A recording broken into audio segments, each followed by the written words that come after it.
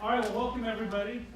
Thank you for coming to this semester's first edition of the Green Zone Initiative. My name is Seth Castle. I'm a faculty member in the Department of Leadership Studies. I'm also a veteran. I'm joined today by Mr. Jeremy Carlton, who is also, he's an Air Force veteran, and he is the Military Student Success Coordinator here at Fort Maze. So we're here for the Green Zone Initiative. So if you can do the next slide, please. So to begin with, we had some technology issues today. I don't know if it showcased my anger issues if I checked my computer out the window, but you almost saw that happen. So I apologize for the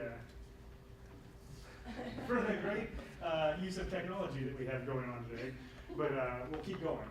So what is the Green Zone Initiative? This is a process that's two-tiered. So many of you received my emails regarding the Cognito training that's available entitled Veterans on Campus, which is designed in order to give you as faculty and staff an idea of best practices to deal with veterans in the classroom and veterans in transition in general.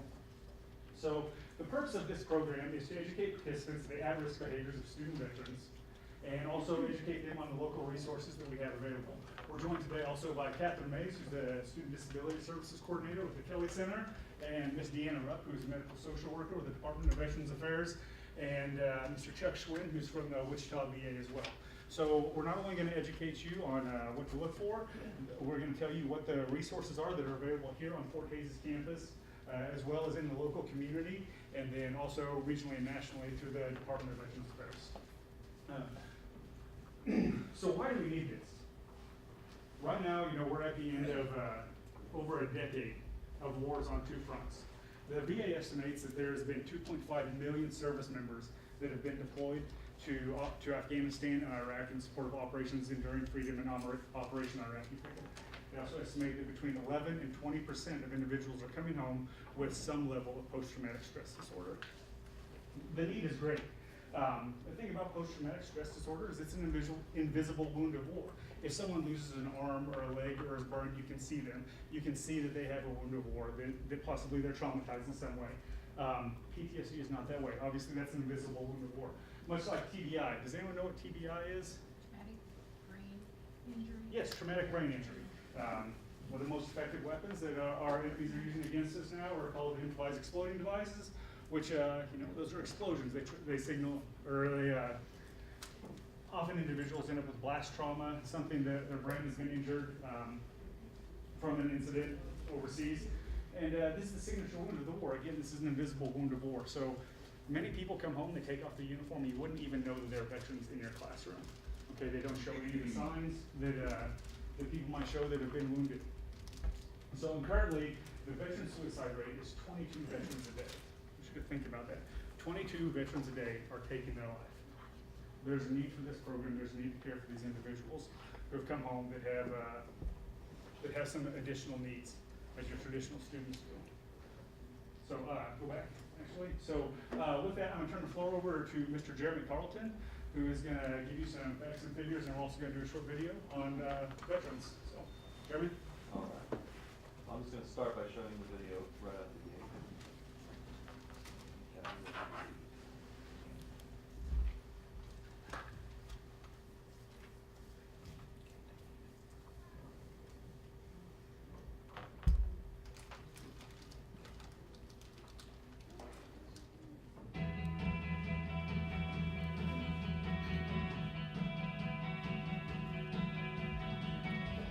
Everyone see that okay?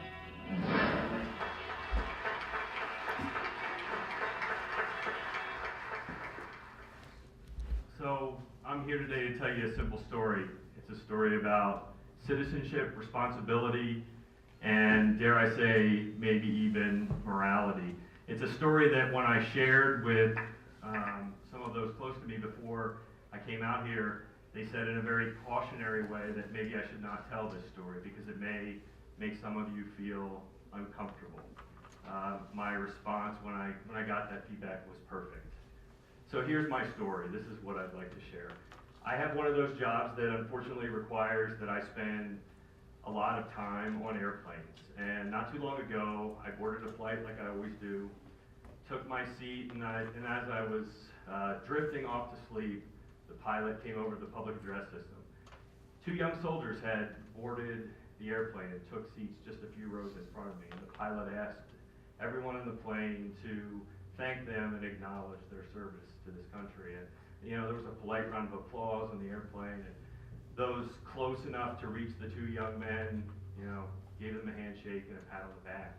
And I couldn't help but notice, as this was going on, the woman sitting next to me was making a particular show of her support, so much so that I began to wonder if this was as much about her as it was those two soldiers. So I am a social scientist by academic training, and I have been known to do, let's say, impromptu social experiments in situations like this. So I decided at this point I was going to engage this woman in a conversation. And I told her I was a military veteran myself. I told her that today I direct a large academic institute at Syracuse University focused on the social and economic concerns of this nation's 22.5 million military veterans. And with that, she was hooked. I got her. And she travels a lot like me. And, you know, one of the first things she said to me was that whenever she's in an airport and she sees a soldier, you know, she makes sure to say thank you for your service. I thanked her for her gesture, but then began to subtly, or maybe not so subtly, shift the direction of the conversation a little bit to some of the challenges that are facing particularly this generation of military veterans. I told her, for example, that many of this generation of veterans, particularly the youngest, have struggled mightily to find jobs when they come home and leave service.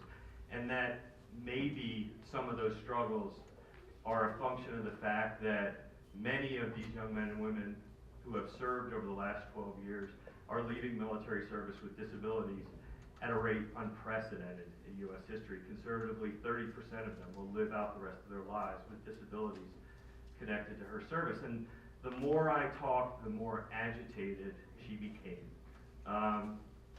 But what did me in, what did the conversation in, was when I told her about the suicides. When I told her that 20% of this nation's suicides are military veterans, even though they represent less than 10% of our population. When I told her that 22 military veterans a day commit suicide in this country, one every 80 minutes, I told her that by the time we land, 3 more will have taken their own lives. I told her that in recent years, more veterans have died by their own hand than service members lost to the enemy in Iraq and Afghanistan. And at this point, she looked at me like I had 2 heads. And she said, none of this can be true. This isn't Vietnam. Didn't you see us clap for those soldiers? America supports our veterans. She proceeded to pull out her iPad, pop on her headphones, and turn on a rerun of Home and Garden TV. I knew it was a rerun because I like that channel. I watch those shows all the time. But she was clearly done with me. And honestly, I sat there and thought maybe I had gone too far with my little experiment. And then a young man, couldn't have been more than 24, 25 years old, sitting on the other side of the aisle, tapped me on the shoulder and looked me square in the eye, stuck out his hand, and he simply said, thank you. And it turns out, his name was Tim. Tim was a military veteran. Tim volunteered and enlisted in the Marine Corps when he was 18 years old, served for 5 years. 3 of those 5 years he spent in Iraq or Afghanistan. He got out just about 6 months ago, and he had a plan. He was going to go to school. And he seemed ashamed to tell me that he only lasted about 2 months on his college campus because he said, I just didn't feel like I fit in. I didn't feel like I belonged. I had nothing in common with my classmates, with my teachers, with my administrators. He's been trying to find a job, no luck so far, and he told me he's really hoping that the docs at the VA can figure out how to stop the ringing in his ears so he can get more than 2 or 3 hours of sleep each night. And you know what? To be very honest with you, because of what I do, I've heard all that before. None of that necessarily surprised me. But what hit me like a punch in the gut is what he said next. His eyes welled up, and he said, Mike, worst of all, worse than all of that, is since I've been home, I feel anonymous. And at that moment, I turned and looked at the woman who was sitting next to me, and she's lost in her reality TV, and Tim was not the only one at that moment looking for a tissue to wipe his eyes. Now home, among the very people who sent him to war, he feels anonymous. I'd ask you to reflect on that for a second. In 2012, at the Aspen Institute's Ideas Festival, General Stanley McChrystal became the first senior commander of the post-9/11 generation of military leaders to make a public call for a return to the draft. His argument was never again should the costs and consequences of war be so disconnected from society and its citizens. Nobody paid him any attention. It made the news for about a day.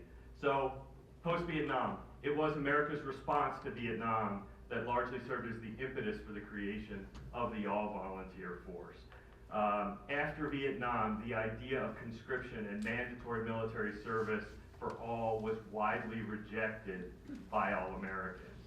Still today, it is the all-volunteer force model that has the overwhelming support of Americans and, quite honestly, most military leaders.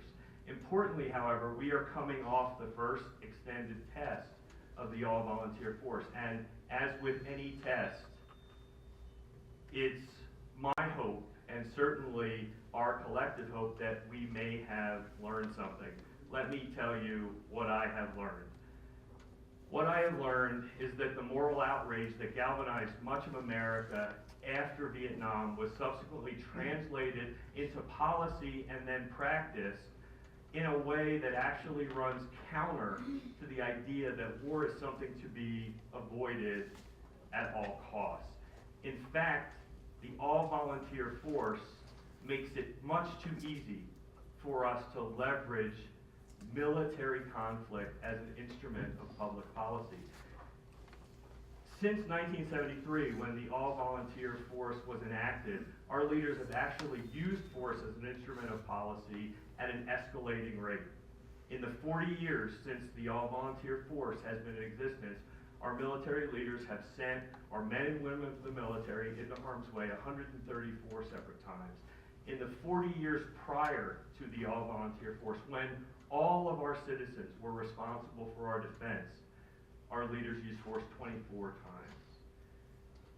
Why is Tim anonymous? Tim is anonymous because we have disconnected the costs and consequences of war from all of you. Over the course of the last 12 years at war, the burden of that war has been shouldered by less than 1% of all Americans. Because of that fact, odds are Tim is not your brother, your father, your son, your neighbor, your classmate, your teammate.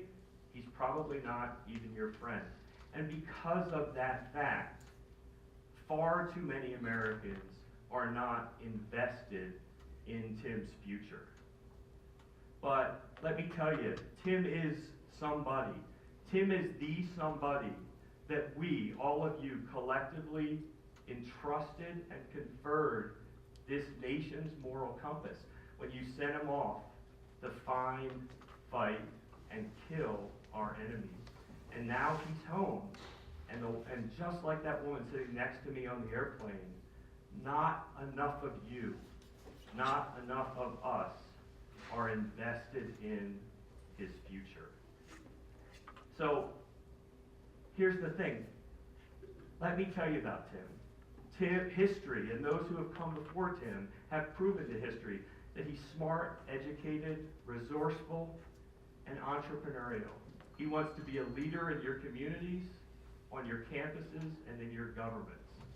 He's mature beyond his years, he's honest to a fault, and he's fiercely loyal. Sure, war has changed him, but on so many dimensions, more for the better. than for the worse. Thomas Jefferson said that a nation as a society forms a moral person, and that all members are responsible for society. I stand here and attest to you today that when you made the decision to defer the defense of this country to Tim, you made a moral choice that incurs a moral obligation. What is that obligation? It's a very, very simple thing. It's the only thing that Tim wants from you. Tim wants you to know him. I implore you, find a way to know Tim. Thank you.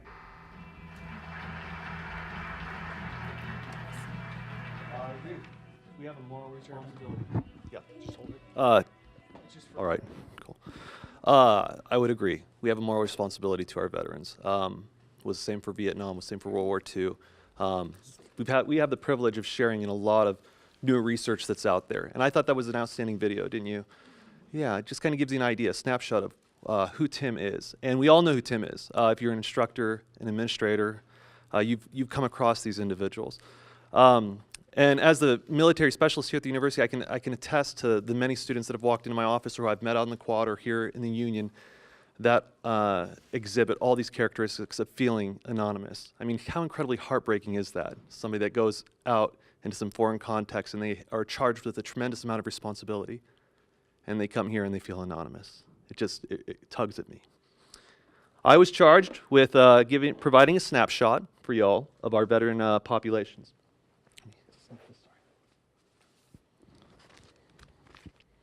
And I'd like to share with you, to date we have roughly 20.2 million veterans. 1.6 million of them are women.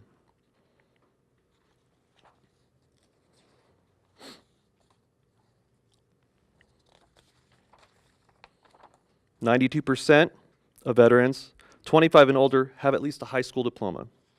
26% for bachelor's degree.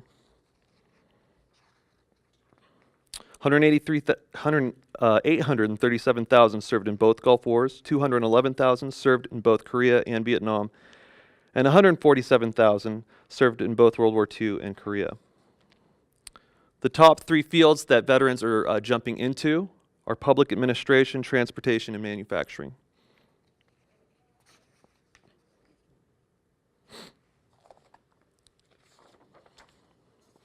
This is from Texas A&M University. The military force is increasingly mobile and prefers the flexibility and probability of online courses. The fiscal year 2011 DoD Voluntary Education Fact Sheet reported that 73% of all service members participating in the Military Tuition Assistance Program enrolled in online classes. Military students behave differently than other non-traditional adult populations.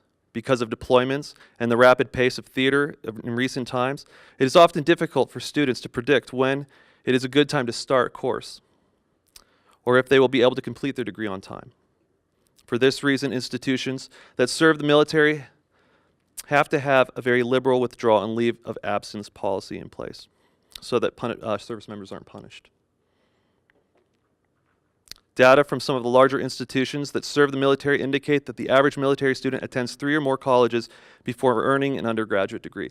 And I'll stop there. And Debbie and I can both attest to the many, in terms of advising these students, it's just a laundry list of schools. And I myself am a product of that, probably Seth too. 5, 6, 7 at a time. I've seen as high as 8 or 9 different institutions that these students will have attended. So you talk about feeling anonymous. They can't necessarily even just root themselves. And the only formidable connection that they may have is to that unit. And in many ways, they long for that unit. So the idea here behind Green Zone is to create space for these veteran student populations and to allow them the opportunity to root themselves here at Fort Hays State University. Thank you. Thank you, Jeremy. So with that, I'll introduce Katherine Maze, like I said, who's the Disability Student Services Coordinator with the Kelly Center here at Fort Hays. So, Katherine.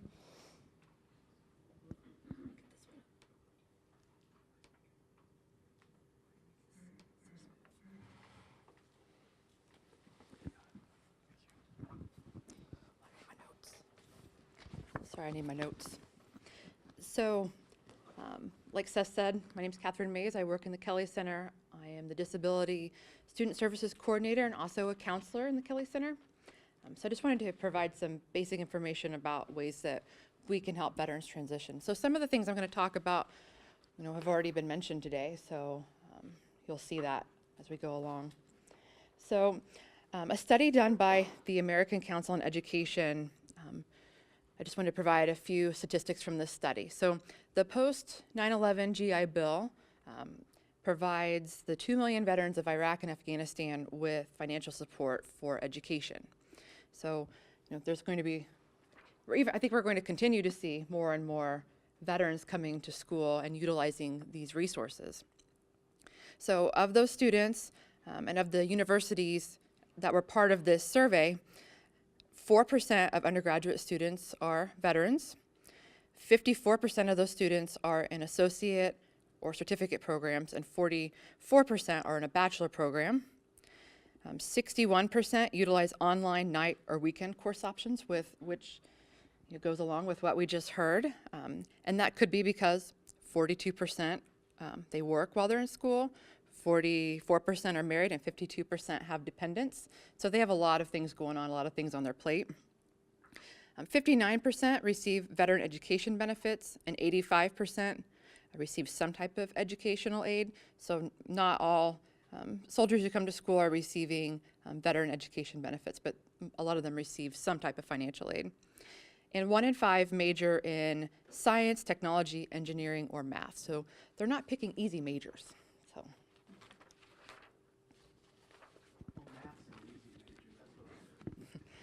Well, that would not be an easy major for me. So then looking at the colleges themselves that were surveyed, 89% of those have increased the emphasis on services offered for veterans. Since 9/11, they've started to realize the importance of this as we're getting more and more student veterans, and these services are very important for them. 84% of those universities with services offer mental health counseling to our veterans. 55% have staff in place that are specialized to assist veterans with physical disabilities, and 35% have staff to assist those with the hidden disabilities that Seth was talking about, such as PTSD or TBIs. So when we look at our veterans and when they're making that adjustment, there's a lot of changes that they go through when they're leaving the military and they're reintegrating back into civilian life. So they have social adjustments. So not only on college campus, but also in their everyday life. It's a pretty big change. They're coming from that highly structured environment. They know exactly what they're doing. There's a lot of purpose in what they do. And when you get in the civilian world, well, we pretty much can decide what we want to do. So that lack of structure can be difficult to adjust to, and they may have some trouble with that. So financially, juggling school and working is hard. It's hard for any student, but when you add in, trying to figure out how your veteran aid works and trying to navigate the financial aid system on top of all these other transitional factors, that just makes it even harder.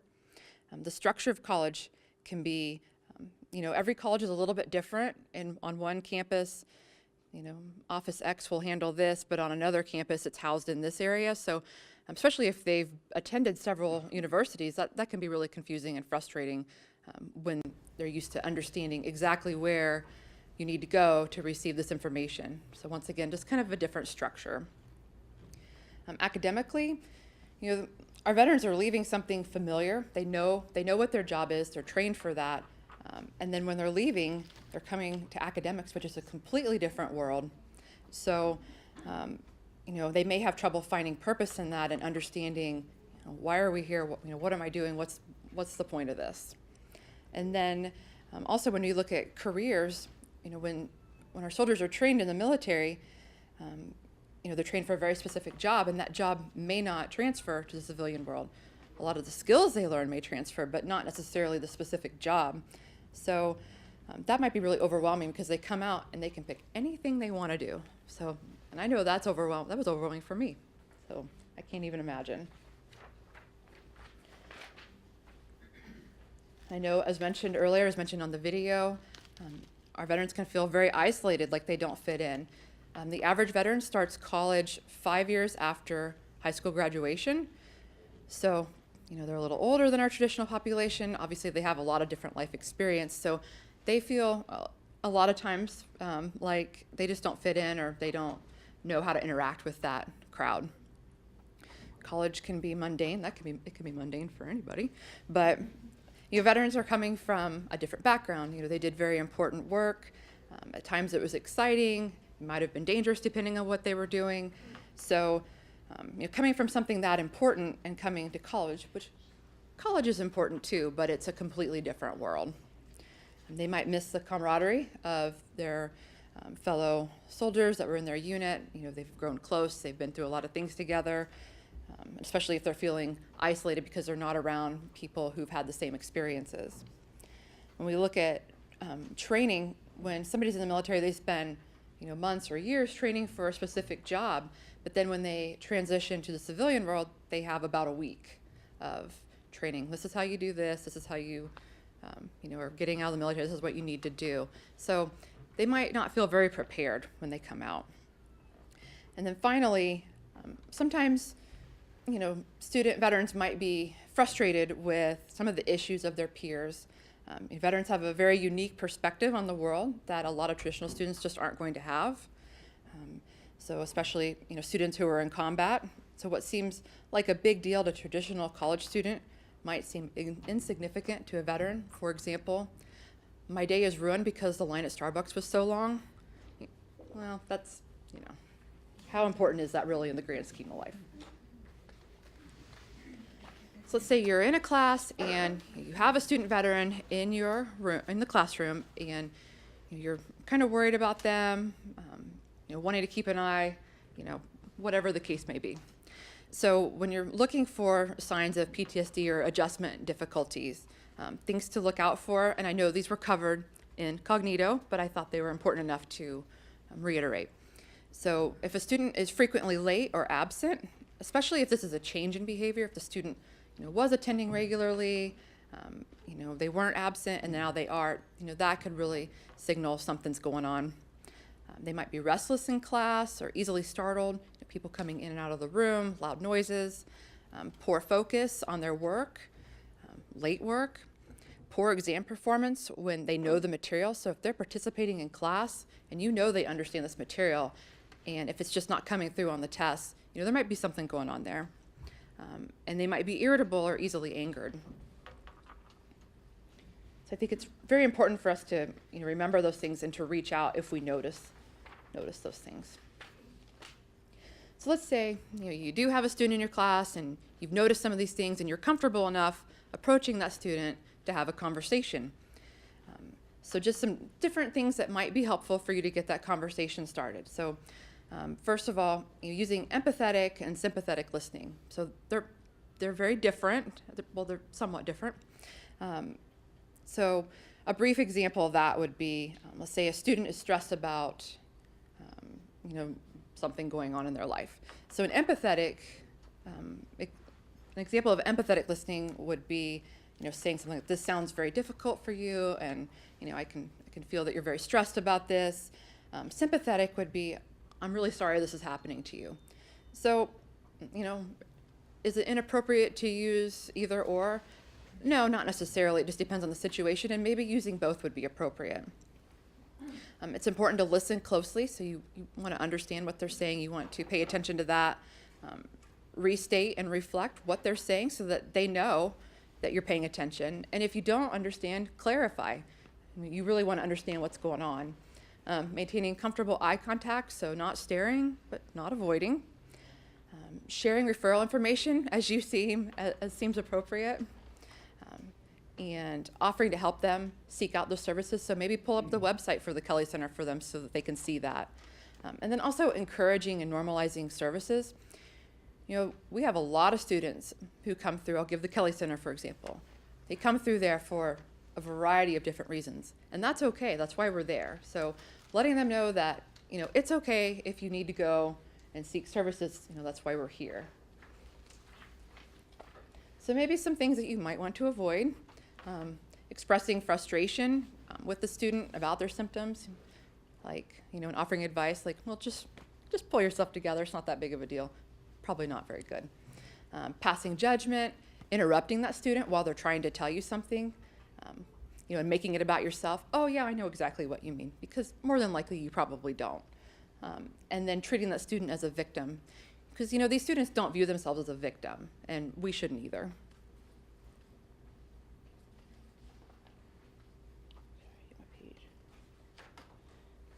Okay, so when we're looking at, you get to that point in the conversation where you think it's appropriate to refer for services, I'm just kind of having a general idea of where to send that student, or being willing to call if you don't know.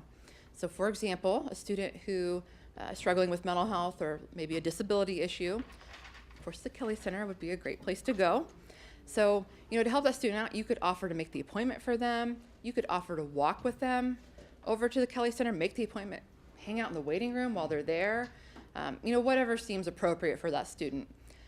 And then just a quick note on following up. So sometimes after a faculty member or an advisor or a staff member, refers a student over to us, unless that student signs a release form, we can't follow up with you, or we can't share information about their services with us. We can't even verify if they've attended services.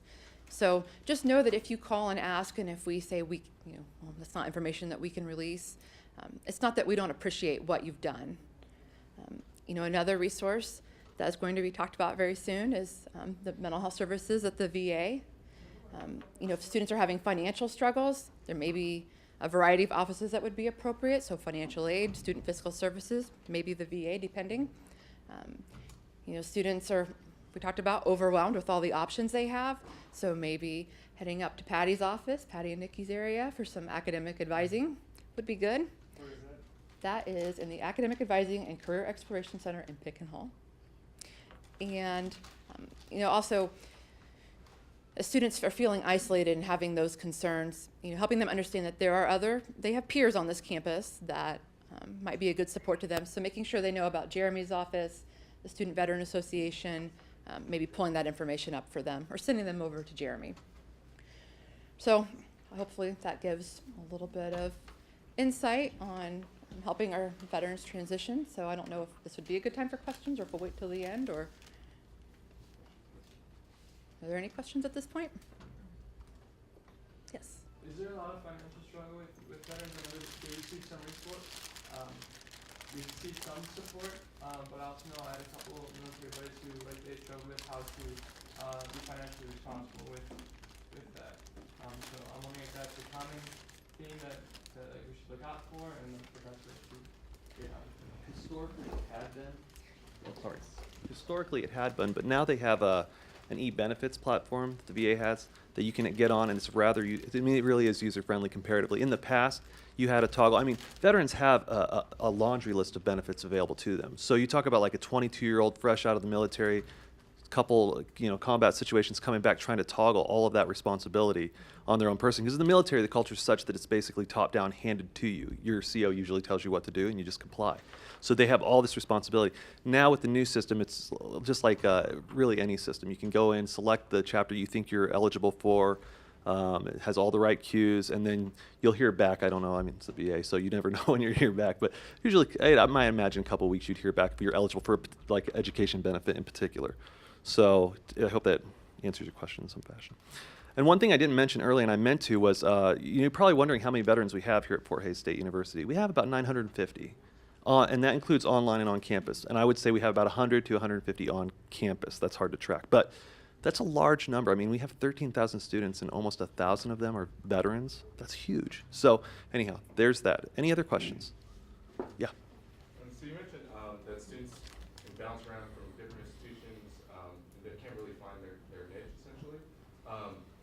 Would it be recommended to try and provide them with other military or other students that are also in that same situation, try and provide like a medium so that they can meet each other? Just to kind of find that team aspect, or that unit. Yeah, absolutely. And that's why the Student Veterans of America chapter exists here at Fort Hays. Actually, this was an initiative that was put on about 4 or 5 years ago nationwide. So almost every university I've heard of nowadays has an SVA chapter. And this is just a student organization for vets. And we have a wide range. We have folks that, we have two, we talk about the older students. We have two, we've had 2 Navy retired sergeants that have come in and helped here at Fort Hays. And then we have I would say anywhere from 10 to 20 different veterans that get involved. But they are, just like that video, they do feel anonymous and isolated, and they will. I mean, I didn't expect to experience so much difficulty in getting veterans in particular participate in the SVA, but it does exist for the sake of camaraderie and everything you're talking about. So it is in place. I think we meet the first and third Wednesdays of every month this semester, and that changes from semester to semester, but it does exactly that. So, yeah. And with that, if you have if you have friends that are veterans that are looking for something like that, Jeremy and myself are the faculty advisors for that. So if you just get them in touch with one of us, we're more than happy to help, and we'll get them plugged into everything they need. Yeah. What do you suggest that we do so that our students don't feel anonymous on campus? Well, I learned this from, we had a student who's just about to graduate named Tyler Hayes, who's one of the retired Navy guys, and he taught me quite a bit about how to identify the veterans. I mean, that's what it comes down to, identifying first and figuring out who's a veteran. They'll wear their hats, but sometimes what I've noticed more than often than not is their Mo bags or their olive drab or military green drab backpacks. That's usually a pretty sure sign that they had served. Veterans like to wear, they're proud of having served, so you'll see that.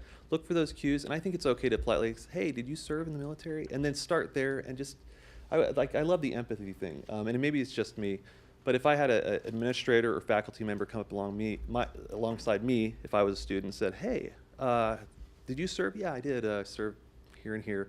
There's always a reluctancy. And show your appreciation, kind of like, it's hard, when you're getting clapped for and stuff like that, you're returning as a unit. It's weird. You wonder if it's coerced or obligatory. But when an administrator or faculty member comes up and shows genuine and sincere care, I mean, that just goes the distance. So that would be my advice. Yeah. How could you do that within an online class? That is a great question. That is the question of questions, right?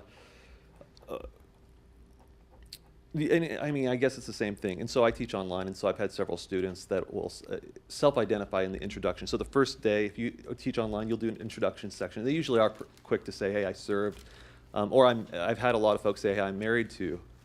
So they're part of that culture. And so if you haven't served, I mean, again, appreciate your service. So glad you're part of this class. And to acknowledge, this is huge, acknowledging that they have a lot to contribute to the class. You're giving them ownership right out the gate. So, I mean, that would be my advice. Do you have anything you'd add? Okay. So I don't want to, I mean, we're doing a lot of questions right now, but we have two more presenters, so we definitely want to move forward. We'll do some more questions at the end as they come up. And so, Seth, do you want to do introductions? All right, thank you, Jeremy, and thank you very much, Catherine.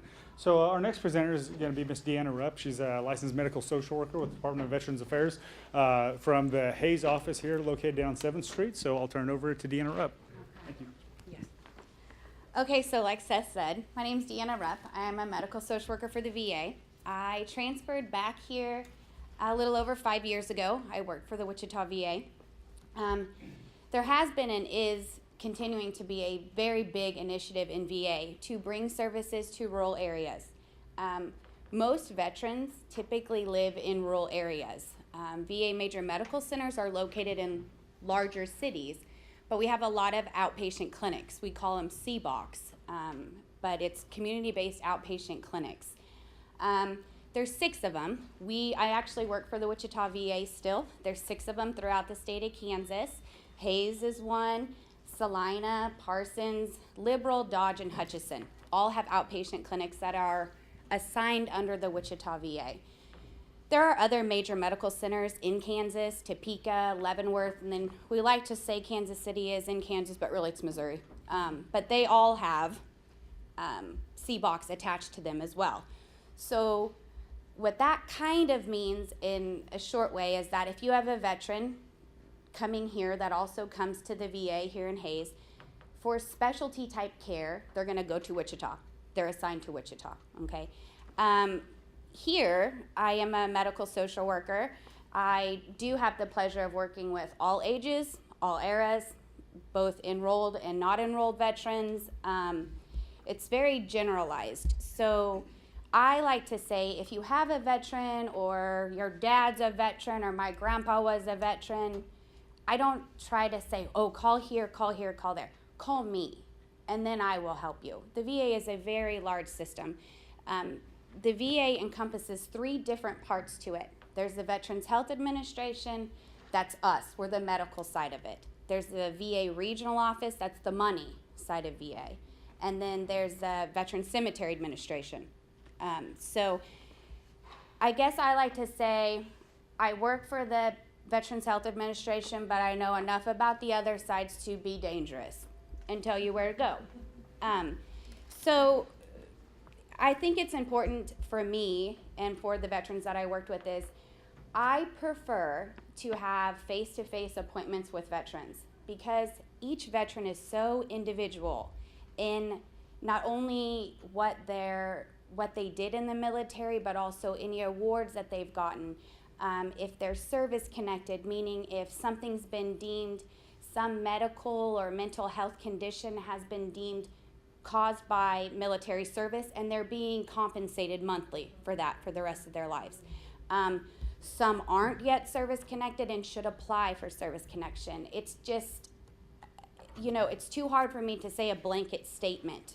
So I do prefer, and they don't always have to be in person. I also have the pleasure of covering a lot of Kansas. So some of it happens on the telephone and some of it happens on telemed. VA is very big on telemedicine, where we have rooms set aside in our clinic where you meet with whatever specialty that you're seeing from our Hayes office. It's available in all of our clinics. So you no longer have to travel to Wichita or Topeka or Leavenworth for things that can be done over telemedicine.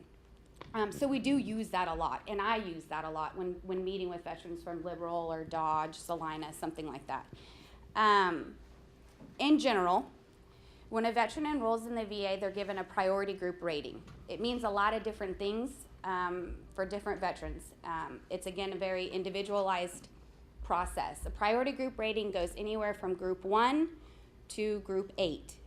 Obviously, one priority group, one veterans are those who are highly service connected, meaning they either had a lot of injuries and illnesses from military service or they had one that was pretty significant. And it's based on that service connection rating. That's a percentage anywhere from 0 to 100%. Okay, each 10, it goes up in increments of 10, and each increment has a dollar amount assigned to it. Typically, it's a lifelong financial benefit. That's all regional office does, money, okay? What happens in regional office directly affects what you're eligible for in the healthcare side of VA. So that's kind of I prefer veterans come to me if they've never enrolled in the VA because, like I said, we are the VA.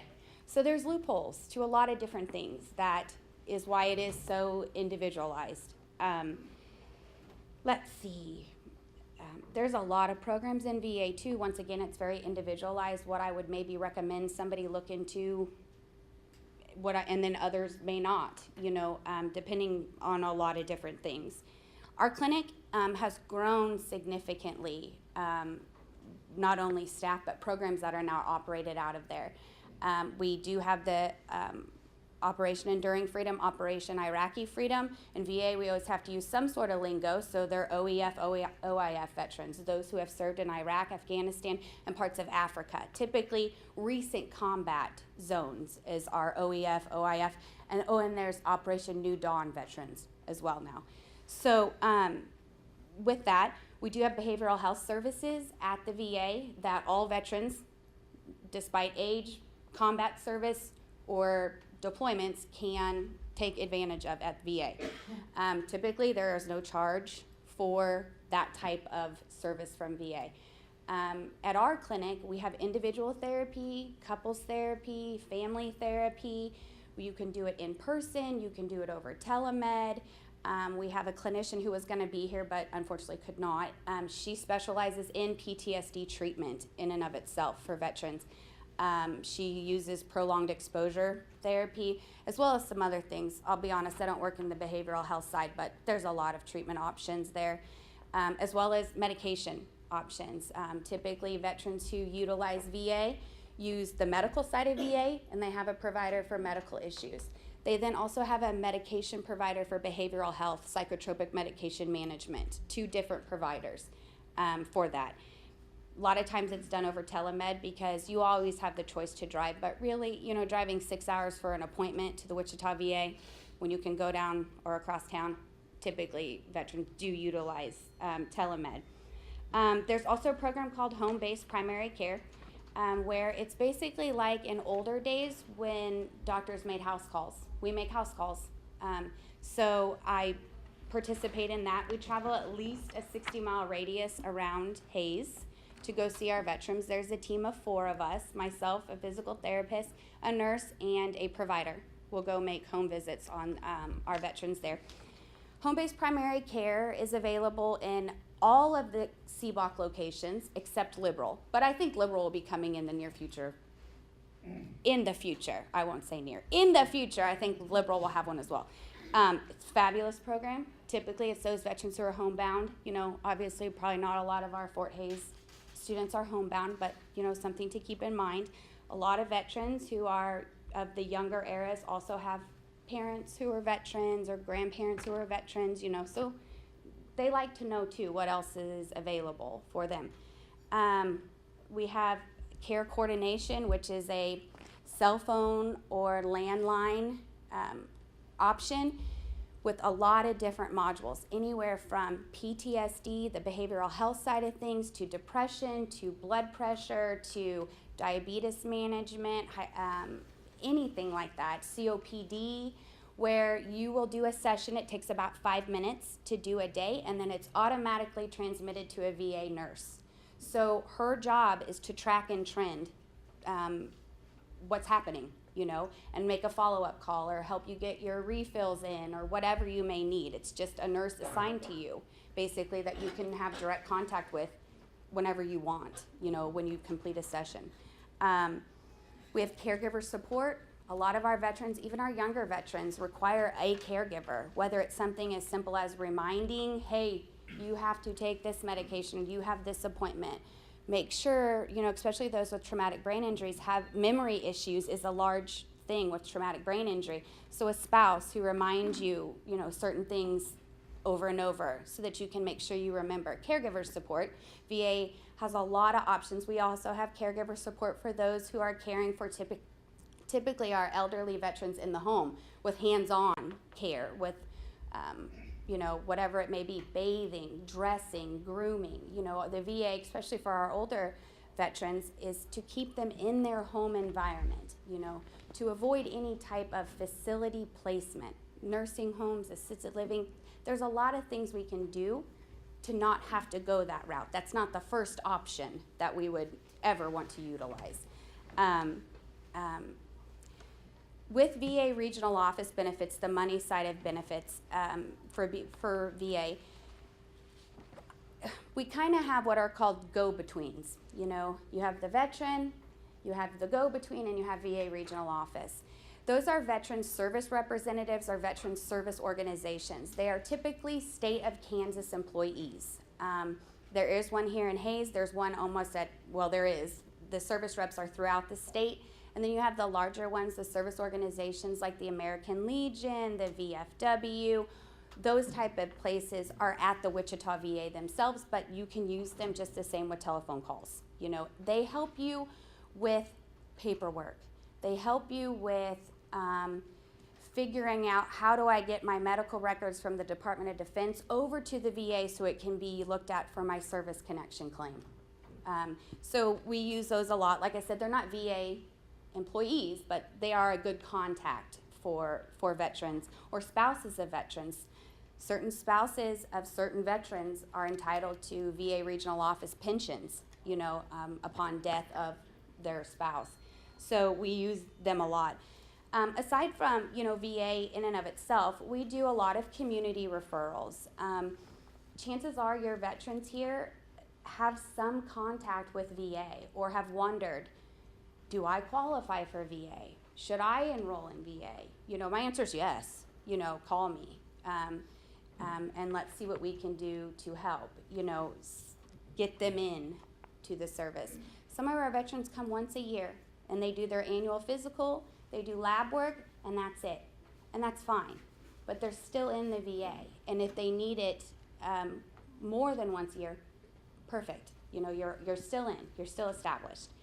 I did leave, I'll leave my business cards here, and I have some handouts about VA, but you know, you're always more than welcome to give my card out to your students, your dad, your grandpa, your father-in-law, the neighbor next door. I get all kinds of calls. It's all right. So it's a good place to start, because VA is a large entity, you know. So I am here in Hayes, so that's kind of what I do.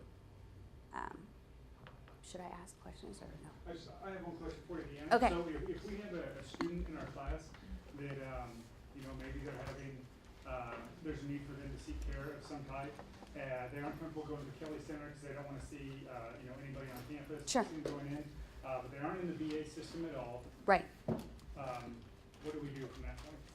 I would just say call me, because like I said, they're so individualized. Sometimes when they're, you know, as you go through post-deployment, you sign a lot of things and you know, go. I want out, I'm done. Well, sometimes that's a VA enrollment form and you just don't know it. And you're in, you just have never been seen. On other cases, that may not be the case. I did want to mention, especially with our OEF, OIF veterans, who typically are the ones at campuses, you know, more ones with a little bit more recent type of service.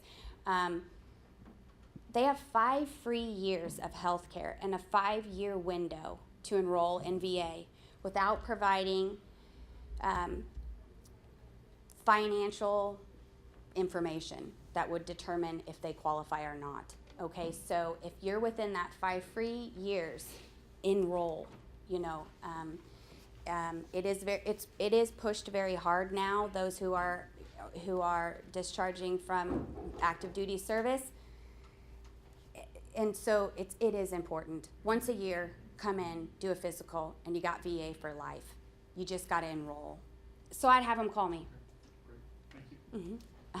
So obviously in the news, there's a lot of issues about the VA not seeing people in a timely manner. Sure. Is it a benefit for them to be more connected with you? Well, I mean, does that impact the amount, sooner they get to be seen because they're doing telemedicine or working with your office as opposed to going to Wichita to the VA?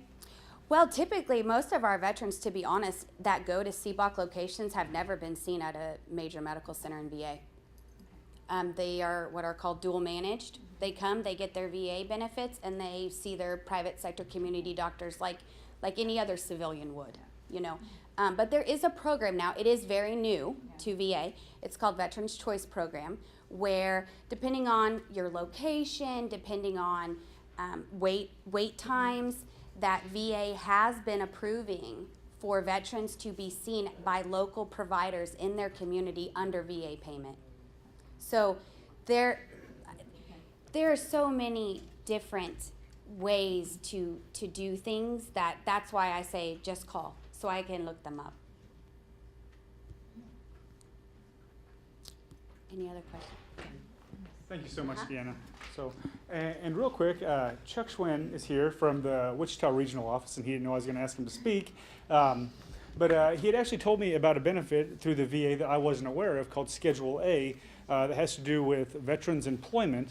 And it's something that could be useful to everybody who is advising or deals with veterans as far as getting them jobs after they graduate. So if you could just take a few minutes and talk about Schedule A real quick. Certainly. Thank you very much. First thing I'd like to say is as a veteran and as an alumni of this university, thank you all for being here. It makes me very proud that this is going on. I love the initiative. I love the fact that you're all here. It's something that I haven't heard of much nationwide, which is fantastic. What we were I was kind of sent out here last minute to kind of go over some things. I am not with Human Resources, but I am a advisor, I guess, to our Human Resource Department. Certain things have been in place for the VA, as you all have heard of, for years. That has kind of come around. One of the things that they've noticed is the lack of veterans who are actually employed by the VA. There's actually an initiative, and it's a presidential initiative, that we are supposed to have 40% of veterans employed by the Department of Veterans Affairs. That's the VBA side, the VHA side, which is the health side, and the cemetery / VCA, I believe, side of it.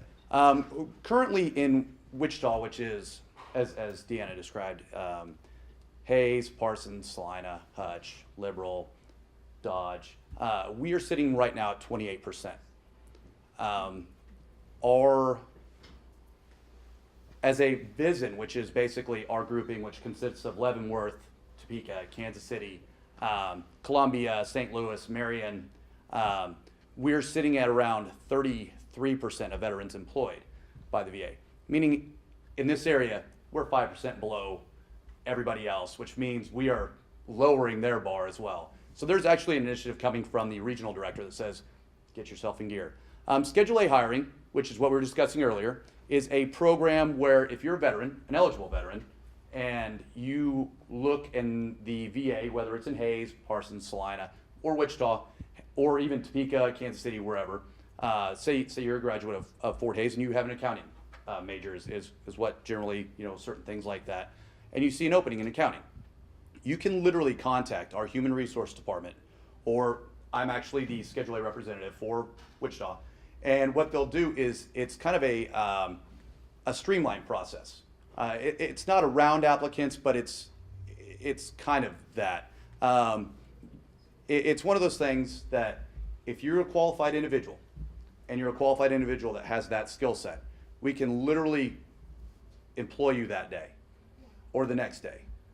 You're graduated, you meet all the requirements, your background check pans out, everything along that line. Of course, your normal human resource things. You can get hired immediately. There is a longer probationary period for that type of employee. It's 2 years instead of 1 year. Normally, new federal employees under OPM, you have a 1 year probationary period. It is a 2 year period, but it also is a time to learn and grow and learn the system, grow your knowledge base of what our rules and regulations and things like that are. That is one way of becoming a federal employee, especially through the VA right now, that we're trying to get out there. You can do it, especially with your students, if they're going to be graduating soon. Let them know. I'm going to provide my information over to basically whoever needs it here, definitely Seth, and you can go ahead and get a hold of me. There's also a service connection, what we were talking about earlier. If you are a 10 to 30% service connected disability, you get an extra point system or an extra level of points that actually, if you're, think of a normal hiring process, everybody tallies up the score. You have a score of 86 out of 100 potential points. You actually get a 10-point bonus if you are within that. I think it's 30% or less service connection, or no, 30% or more. 30% or less, it's an extra 5 points. A lot of veterans, for whatever reason, I'm sure certain things that we discussed earlier, they don't use this as much, or they just forget. They fill it out. It's a random question towards the end of a questionnaire, a very lengthy questionnaire, unfortunately, and they just don't do it. Please remind them if they are going to be filling out an application for the VA or any other federal agency to go ahead and please make sure you let yourself be known, self-identify, if you will, and we can kind of go from there. Yes, ma'am. So originally you were talking about Kansas and meeting the need, and that Yes. Kansas is not at that point. So obviously we have quite a few veterans who are in the virtual college who don't reside in the state of Kansas. Yes. So is that program in place everywhere? Obviously, probably in the DC area, they are probably at 40%. But are they looking at opportunities in a variety of places across the Yes. U.S.? No, this is a nationwide. This is a presidential order. And I'm trying to remember if it's an actual executive action or not. I think it is. But I know it's at least, it's on the table. But yes, no, it's a nationwide initiative. When you get to military-rich areas, your DC area, your San Antonio, Texas, they do a very good job of acknowledging that. But they also have there's that right there. They have the base, they have the personnel that do that quick transition. Kansas, even though we have Fort Riley and we have McConnell Air Force Base in Wichita, they're more, I don't know if it's a Midwest thing. Deanna did a great job of explaining our veterans are rural for whatever reason. They live in La Crosse, they live in, you know, El Dorado, they live in these little towns and little pockets all over. They're not near, even in Wichita, they're not near Wichita, they're not near Junction City. They move out as soon as they're done. And we just had not been able to capture these veterans, especially with employees. Part of it probably was our fault. You know, it's one of those things. That's one good thing is even when the VA sent me out here today, I've been with the VA now for 5 years. They would never have done this 4 years ago, or even 3 years ago or 2 years ago. They are trying to change. They're trying to update. They're trying to adapt. The younger veterans they're trying to get to a lot more, along with the older, because we have a very old veteran population with the VA. The average patient, I would say 60s, 70s, probably. The new veterans were very hesitant of coming in. I'm one of them, and it's what we're talking about.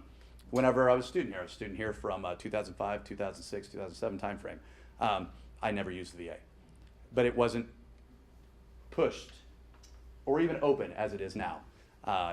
Things are changing. I'm hoping they're for the better. I'm trying myself, and I know Deanna and her team out here, they're doing the same. We're trying to make sure that everybody knows that we're here, that we are here to help. You guys are very lucky out here in Hayes. We have 1,000 employees, VA in Wichita. You're lucky to have one of the better ones, if not one of the best ones out here. And, I call, unfortunately, Deanna gets her phone rang a lot from me whenever I have calls that I just don't know what to do with. But It's not just you. yeah. Yeah. So we have time for probably about one more question, and we can get wrapped up. So if there I do have a question. Sure. So if these jobs are available and veterans get preference, Mm-hmm. how can we make that aware to our students? You can let them know. I literally just make sure, just let them know. Professors, send them an email. Yes, yeah, if they're checking the job board, luckily the federal government has went to one job board. They've centralized everything. It's usajobs.com.gov, I think. You know, it's got everything on it. You select. It's getting pretty easy, user-friendly. But if they ever have a question, you can contact me about that because I can get a hold of HR really fast and hopefully get an answer. On the website or, Yes, yeah, because it is complicated. That's part of my job is to guide. Right. Mhm. Are you gonna give us your something that we Yes, can? yes, and I What's will. your email address? My email address is Charles, CHARLES, .Schwindt, and that's SCHWINDT,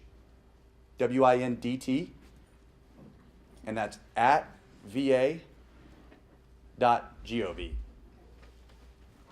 And like I said, I'll send it out to Seth, and Deanna's got it, so if you ever need that. Oh, thank you guys. Appreciate Thank you it. very much, Chuck. I really appreciate you being here Do and you helping have us out. job families? Like the high need job families that the VA needs?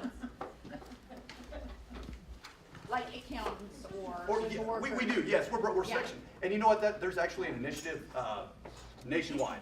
Right. That is in the process of changing. Okay. So I would say, yes, here's what they are, but they're restructuring them as we speak. Okay, that's good to know. Right, from a right, no. major perspective. Absolutely, thank you. So, okay, so we went a little over time, I apologize. If you brought your certificate for the Cognito training, come see me. Also, please be sure that you signed in on the sign-in sheet today. I'll get you guys your placard, and once again, I want to thank each and every one of you personally from me and from everyone that helps our veterans through college. Thank you for supporting our student veterans. Thank you.